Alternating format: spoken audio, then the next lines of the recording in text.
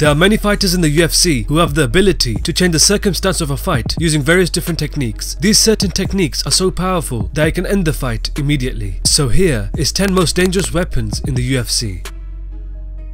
Number 10. Jimmy Manua is one of the hardest hitters in the UFC light heavyweight division. He is a patient striker who likes to take his time in the octagon, looking for the right opportunity to strike. He possesses one-punch knockout power, where he has finished 5 of his 6 fights either by TKO or by knockout. In his last 2 fights, he has used his vicious left hook to get the knockout victory. When he faced Ovince St. Preux at UFC 204, he was very patient with the striking, where in the second round, he knocked out Ovince St. Preux with a vicious left hook, and most recently, at UFC Final 107, he finished Henderson with the same vicious left hook in the first round.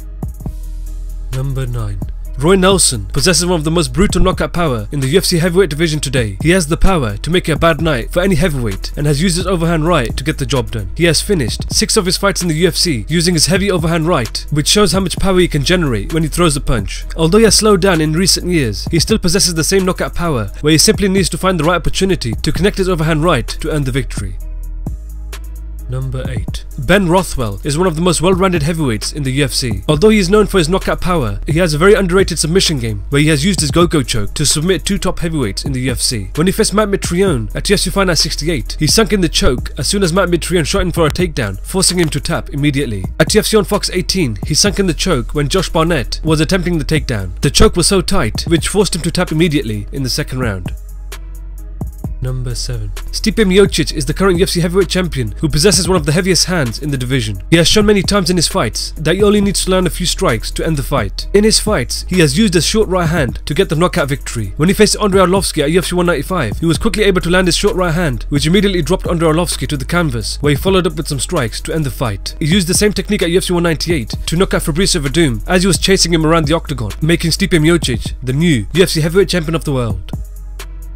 Number 6. Tony Ferguson is one of the most well-rounded lightweights in the UFC today. He is a very tricky fighter who possesses both great striking and a very deadly ground game. He uses unorthodox striking techniques to keep his opponents guessing and can lock in a submission at any given moment. In his fights, he has used his favourite submission, which is the Darce choke, and immediately locks it in when he has his opponents hurt. When he faced Mike Rio at UFC 166, he stopped Mike Rio's takedown and was quickly able to lock in the Darce choke, getting the victory. He used the same choke when he submitted Edson Barboza in the second round at the Ultimate Fighter 22 finale. He used the same technique again for the third time when he submitted Lando Vannata in the second round at UFC Final 91.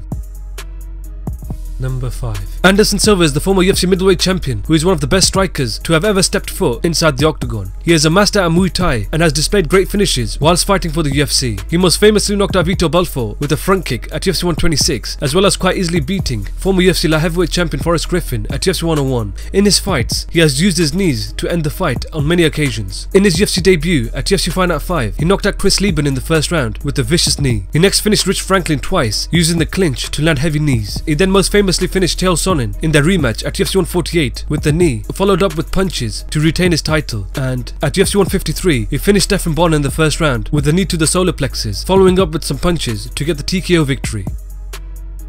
Number 4. Anthony Johnson was one of the most scariest knockout artists in the UFC light heavyweight division's history. He showed in his fights that he only needed to land one clean punch to end the fight. When he returned as a light heavyweight in the UFC, his power proved too much for his opponents, where he had just knocked out almost everyone he had faced. In his fights, he is known for 2 things. These are his vicious uppercuts and his overhand right. At UFC on Fox 12, he finished Antonio Rogerio Nogueira by throwing brutal uppercuts against the fence. At UFC 202, he knocked out Glover Teixeira by a vicious uppercut in just 13 seconds of the first round, and he has used his lethal overhand right to knock out Jimmy Manua in the second round at UFC 191. Number 3. Conor Mcgregor is the current UFC lightweight champion who possesses one of the heaviest hands in the UFC today. He has great speed and is very accurate when he strikes. In his fights, he has put away his opponents in a spectacular fashion using his heavy left hand. He has used his heavy left hand to finish fighters such as Marcus Brimage, Diego Brandao, Dustin Poirier, Dennis Silva, and many more. He most famously knocked out Jose Aldo in just 13 seconds of the first round to become the UFC featherweight champion. He next used his heavy left hand to finish Eddie Alvarez by TKO in the second round to become the first fighter ever to hold 2 titles simultaneously. Number 2. Mark Hunt is one of the heaviest hitters to have ever competed in mixed martial arts. He is a world-class striker who packs enormous amounts of power into his punches. He possesses great power in both hands, where he is able to end a fight in an instant. He hits like a truck, and many fighters are overwhelmed by the power he has. In his fights, he is known for his walk-off knockouts, where he walks away from his opponent, knowing that his opponent won't be able to continue. When he faced Chris Teixeira at UFC 127, he threw an uppercut, dropping him to the canvas, and walked off. At UFC Fight Night 52, he had done the same thing, where he had knocked out Roy Nelson and just walked off. And at UFC Fight Night 85, he knocked out Frank Mir with the heavy right hand and walked away. Number 1. Dan Henderson has the most dangerous weapon in the history of mixed martial arts. This weapon is the H-bomb. A H-bomb is a fully charged missile which requires time and patience to execute. When the missile is launched on its target, the impact is so devastating that the human body cannot withstand the damage, which forces the entire body to shut off all of the major organs.